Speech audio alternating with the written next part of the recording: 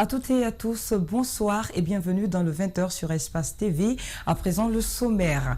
Zérékoré peine à trouver son nouveau patriarche depuis le décès de feu Molou Olomou Zobélémou. Un désaccord entre plusieurs familles Zobélémou censé remplacer le défunt. Le député Pépé Koulémou interpelle les fils de Zali pour trouver un accord. Les détails, c'est dans ce journal-là. À Kindia, plusieurs présumés délinquants ont été arrêtés le week-end dernier par une équipe mixte d'agents de sécurité. Ces présumés délinquants, au nombre de 80, ont été présentés à la presse ce mardi. Les détails, c'est tout de suite. C'est tout pour le sommaire. Et bienvenue à tous. Depuis le décès du patriarche Feu Molou Olomou Hazali Zobélémou, les fils de Zérékoré peinent à légitimer son nouveau patriarche. Un malentendu qui fait grincer des dents de 7 familles Zobélémou et qui réclament chacune le fauteuil pour un chef des 2 personnes désignées. Interrogé sur la question, le député Pépé Koulémou déplore la manipulation et qui sciait et appelle les fils de Zérékoré à l'entente. Fatoumata Bintabari pour plus de précisions. Cette affaire remonte en décembre 2020, juste après le décès du patriarche Feu Molo Olomou Hazali Zobélémou le 2 décembre 2020. L'officier de police à la retraite, Lambert Goïkoya Zobélémou, est désigné patriarche le lendemain de l'enterrement du défunt. C'était à l'occasion d'une réunion organisée par les 7 familles Zobélémou. Les jours qui ont suivi, une discordance s'est déclenchée. Hazali Zobélémou était là pour des mesures temporaires, pour des mesures provisoires. Parce qu'en réalité, il y avait un malentendu auparavant entre le doyen Sekou et Sidiki, qui était le fils de Feu Sidiki, qui était le fils de Feu Amaranoke. C'est pourquoi on avait confié cette céphérie traditionnelle au doyen Hazali Zobélémou. À son décès, la famille s'est retrouvée pour désigner effectivement monsieur Lambert Zobélémou comme le patriarche des Zérékoré. Il a été intronisé, installé dans son fauteuil de patriarche. Par conséquent, moi je considère que c'est celui-là qui doit recevoir tous les honneurs dus à son rang de patriarche. D'après l'honorable Pépé Koulémou, cette chefferie traditionnelle n'a rien à voir avec la politique. Du coup, une manipulation politique est tout simplement inconcevable, regrettant de passage les tensions entre les fils de Zérékoré. Le patriarche n'est pas nommé par un décret, ni par un arrêté, ni par une décision municipale. Par conséquent, ni le préfet, ni le gouverneur, ni le maire ne doivent se mêler de sa désignation. La désignation relève effectivement de la famille Zobélémou, fondatrice du village de Zérékoré qui est devenu aujourd'hui une ville. Lorsque les hommes politiques se déplacent pour aller dire, comme le cas de M. Ahmad Damaro Kamara, pour dire que le président et le premier ministre soutiendraient David Massa Zobélémou, je dis que ce n'est pas une bonne chose, ce n'est pas une manière de calmer le jeu, ce n'est pas une manière de mettre l'ordre à Zérékoré, ni l'ordre au sein de la famille Zobélémou. C'est pourquoi j'invite la famille Zobélémou d'accepter la compréhension, parce qu'on ne veut pas de pagaille à Zérékoré. Faut-il préciser que la chefferie traditionnelle est très différente des coordinations régionales? Très malheureusement, les politiques ont réussi à infiltrer et à infecter toutes les organisations sociales du pays. Le député s'est également exprimé dans le cadre du dialogue politique institué par le président de la République. Il estime que cette proposition vient à point nommé, mais pour lui, les règles de jeu sont biaisées dès le départ. Pépé Koulémou est au micro de Fatoumata Binta et Tierno Sadoubari. Qu'il soit bien ou mal élu, dès lors qu'il a été désigné, qu'il a été déclaré comme vainqueur des élections présidentielles passées, Monsieur le Président de la République de Guinée s'appelle Monsieur Alpha Condé. Par conséquent, que vous le reconnaissiez ou pas, il en est le président. Et il doit avoir le dos large. Il doit accepter faire appel à tous les acteurs politiques que nous sommes, à l'effet de nous retrouver pour définir ce cadre de dialogue. Pour que ce cadre de dialogue soit inclusif. On ne peut pas dire la majorité présidentielle à 2 et l'opposition à 2 parlementaires et extra-parlementaires, chacun de ces 2 cadres à 1. J'ai dit non, ce n'est pas possible. Il faudrait que monsieur le président Alpha Condé, s'il a vraiment la volonté qu'il y ait un dialogue inclusif, il doit accepter, nous retrouver, nous recevoir, à l'effet d'en discuter pour que le cadre soit bien défini. Les autorités communales de Matoto, avec le concours de l'organisation de la société civile guinéenne CNOC, ont lancé ce mercredi une opération de sensibilisation et de distribution des bavettes aux citoyens dans la commune de Matoto. Et cette opération intervient en application aux mesures prises par le pouvoir public portant sur le port obligatoire des masques protecteurs par les citoyens. Mohamed Valektouri.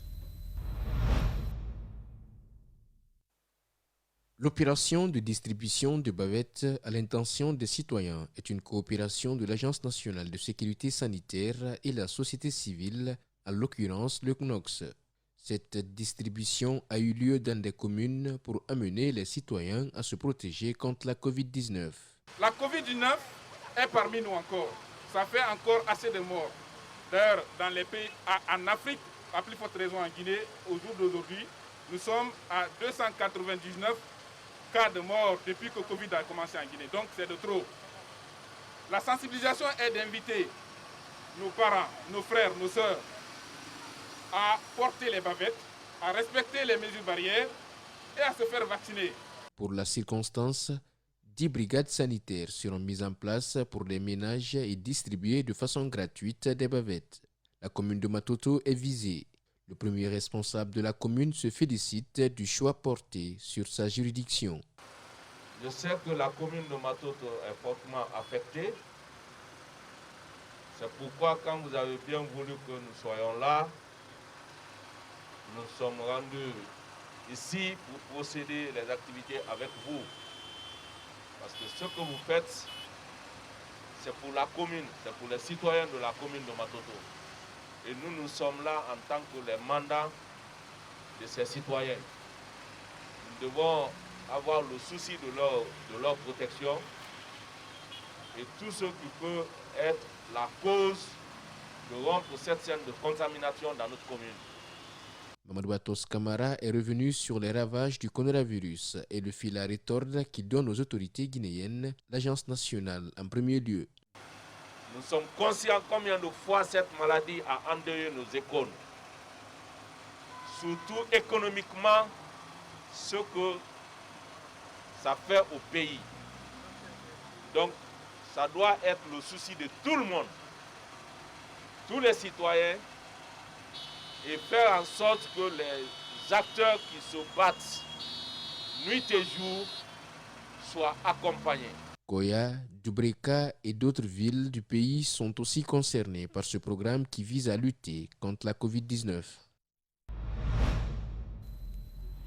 Des constructions insolentes et anarchiques se poursuivent aux grandes dames des populations qui en sont souvent victimes. C'est le cas à Lambagny où un influent commis de l'État établit un remblai qui obstrue le passage des eaux de ruissellement.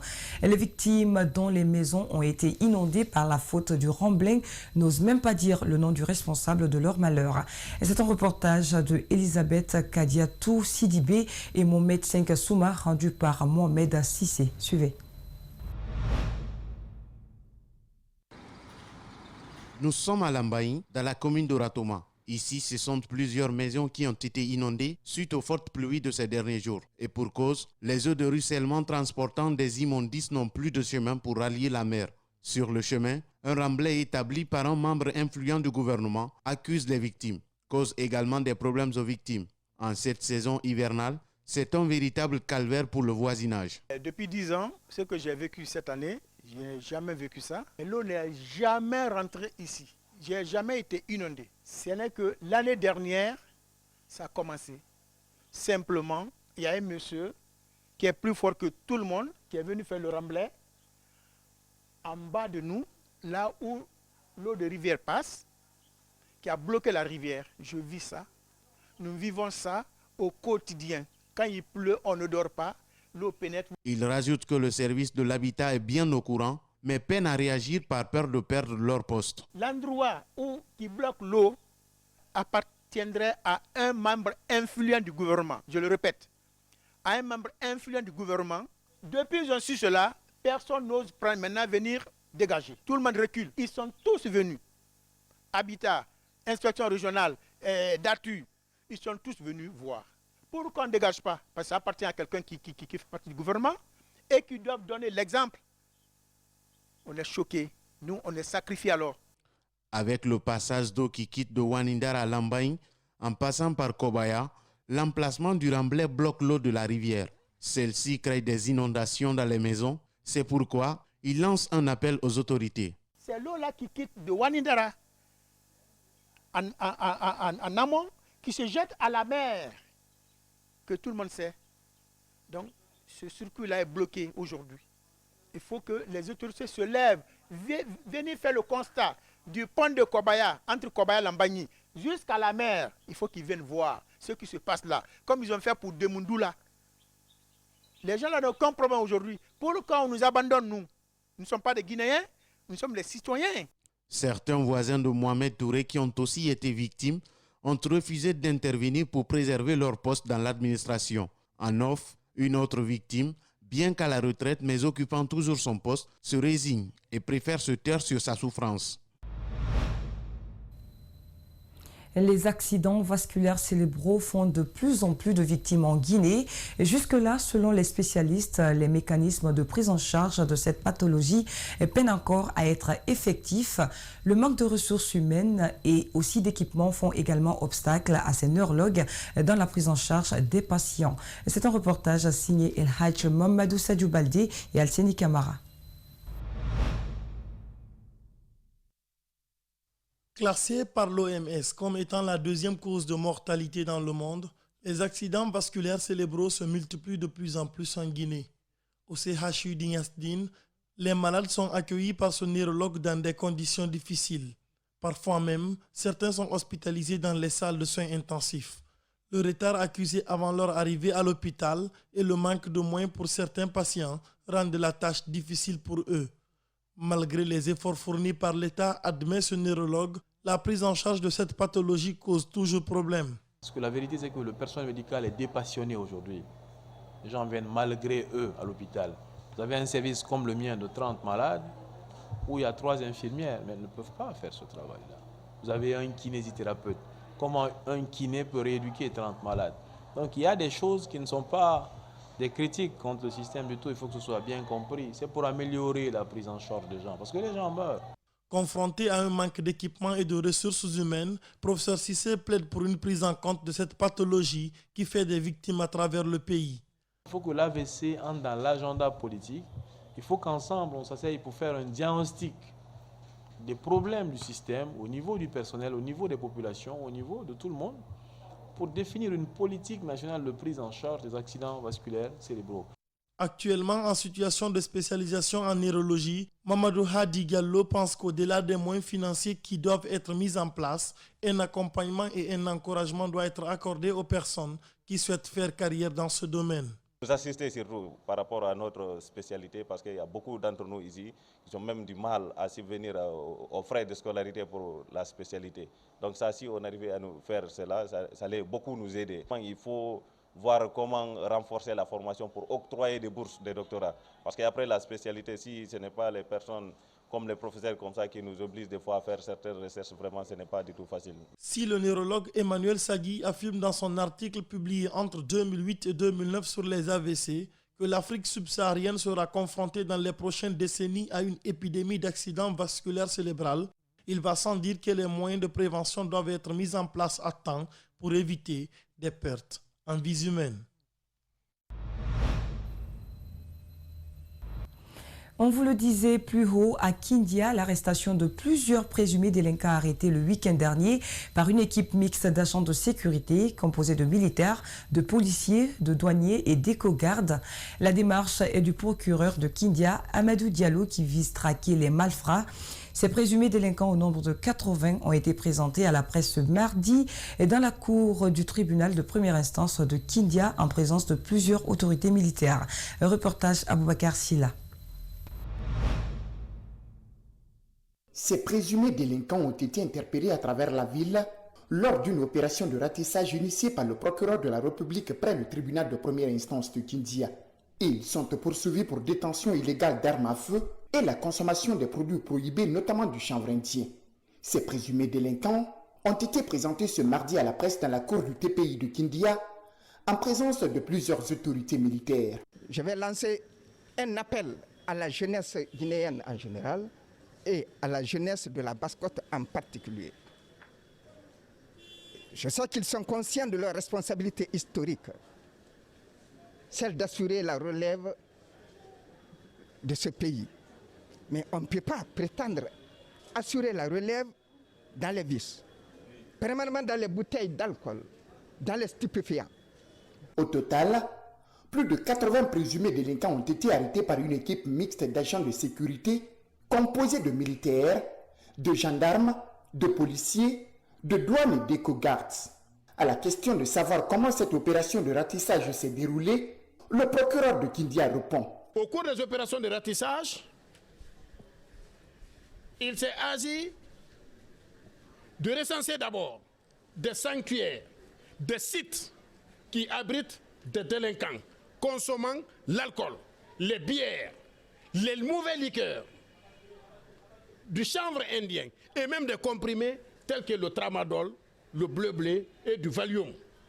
Devant les présumés délinquants, le procureur Amadou Diallo s'est montré ferme sur la question liée à la traque des malfrats. J'ai toujours été courtois en leur parlant, mais ferme. Et c'est cette fermeté qui va caractériser le procès.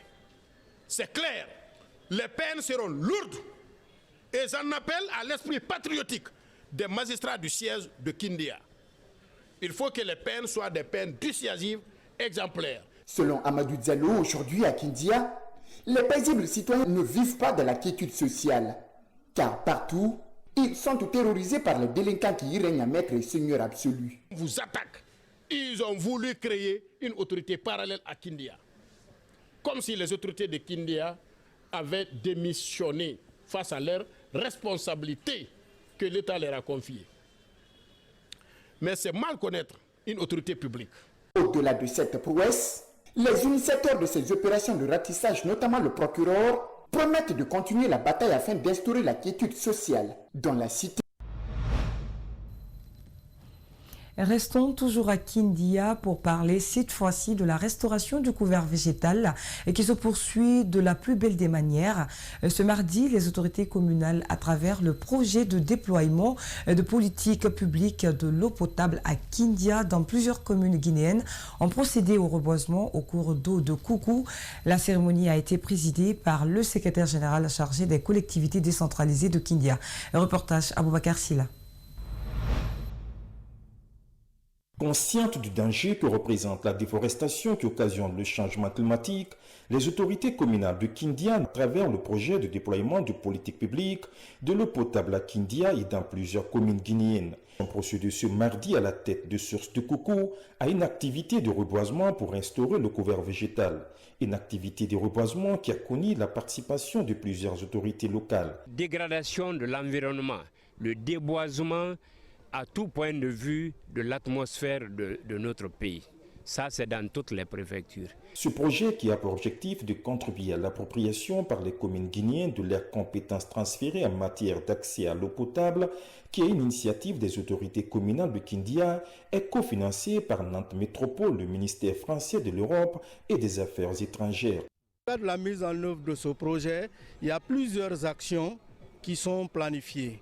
Alors, au niveau de l'activité d'opportunité et d'urgence, nous avons prévu de réhabiliter les points d'eau relevant du parc de l'ACA, donc qui dispose aujourd'hui 25 points d'eau, parmi lesquels la source d'eau de Koukou. Tête de source de Koukou, parmi les autres têtes de source, est complètement dégradée. Parlant du choix du site pour cette activité de reboisement, le directeur préfectoral de l'environnement de Kindia nous parle de ce marigot qui est aujourd'hui dégradé à cause des actions anthropiques de l'homme. Koukou a 40 et quelques hectares. 40 et quelques hectares. À Koukou ici, il y a 8 têtes de source qui ravitaillent tout Kindia. 8 têtes de source. Mais à l'heure où nous en sommes, difficilement 2 têtes de source fonctionnent. Au total, plus de 2000 jeunes plants ont été reboisés par les membres de l'ONG Soutien à la formation en Guinée qui ont la charge de gérer cette activité du projet lié au reboisement et le rôle des membres dans ce cas de figure est bien connu. Après le reboisement, on va aussi mettre en place un comité de gestion qui est composé des associations des jeunes des 3 quartiers pour qu'ils veillent au plan que nous avons reboisé. Présent lors de cette cérémonie, le chef de quartier de Tafori Météo, un des bénéficiaires de la dite activité, devant les autorités, a exprimé son sentiment de joie à l'endroit des initiateurs du projet. Nous sommes très ravis d'atteindre aujourd'hui le reboisement. Donc je lance l'appel pour qu'on a commencé aujourd'hui. Nous voulons que ça continue. Pour la croissance rapide des jeunes plants reboisés, les initiateurs promettent de mettre en place une commission de suivi composée des jeunes des quartiers qui sont aux alentours du Marais. Nous terminons cette édition par le sport. La Confédération africaine de football a effectué le tirage au sort de la 33e édition de la Coupe d'Afrique des Nations ce mardi. La Guinée a hérité du Sénégal, Malawi et de Zimbabwe dans la poule B. Aux yeux de plusieurs observateurs sportifs, c'est une poule jouable pour la Guinée. Notre rédaction est allée à la rencontre de Souleymane Camara Abedi et Mohamed Lamine Leandro. Ces 2 techniciens en ECO pensent que la Guinée a une chance dans sa poule, mais elle devrait être prudente. C'est le reportage de Mohamed Sissé et de Ibrahim Souri Sengsouma. Accrédité d'une piètre performance lors de la CAN 2019, le Sili va essayer de se réconcilier avec son public. Au dire des acteurs sportifs du pays, c'est une poule jouable pour la Guinée. Par contre, elle devra mouiller le maillot sur le terrain. Pour mieux aborder cette 33e édition, Souleymane Camara Abedi pense qu'il est temps de s'atteler au travail afin d'éviter le scénario de l'Égypte. Moi je crois que c'est l'entraîneur qui doit faire son planning. Comme il a l'expérience, il sait déjà ce qu'il faut faire à temps. Il faut bien se préparer pour ne pas que les mêmes erreurs nous arrivent alors de la CAN en Égypte. Donc voilà, moi je crois que c'est la base. D'abord, il faut se préparer à temps, il faut faire un regroupement normal, il faut que les arrivent à temps. Il ne faut pas envoyer les joueurs qui sont blessés non plus ou qui ne sont pas en jambes. Quand on veut faire un bon résultat lors de la CAN. On a nos jeunes qui jouent en Europe et ils font des belles choses aujourd'hui dans les différents championnats. C'est la base. À part le Sénégal, la bande ADJ6 est certes favorite sur papier dans son groupe devant le Zimbabwe et le Malawi. Cependant, Mohamed Lamine Sila Leandro se veut tout de même prudent. Il précise qu'avec le football moderne, être favori sur papier n'est pas forcément synonyme de la gagne. Je crois que sur le papier, on a une chance sur le papier. Mais bon, comme dans le monde du football aujourd'hui, le football moderne, le papier ne joue pas. Il faut prouver sur le terrain. C'est pour ça que moi je suis un peu prudent par rapport à ça. Quand tu prends le Zimbabwe, le Malawi, les petits pays se développent. Ils essayent de développer leur football à partir de la base et puis en fin de compte ça paye au plus haut niveau. Je crois qu'il faut faire attention. Au total, ce sont 52 rencontres qui vont être disputées lors de cette 33e Coupe d'Afrique des Nations avant de connaître l'équipe championne. A préciser que la Guinée va faire son entrée en matière le 10 janvier 2022. En attendant cette joute continentale, les yeux restent rivés sur les 2 prochaines sorties de la Guinée au compte des éliminatoires du Mondial 2022, prévu du 1er septembre contre la Guinée-Bissau et le 7 contre le Maroc. Reportage signé Mohamed Sissé. C'est la fin de cette édition d'information réalisée pour vous par Mamadou Siribari. Merci de l'attention et les programmes continuent sur Espace TV.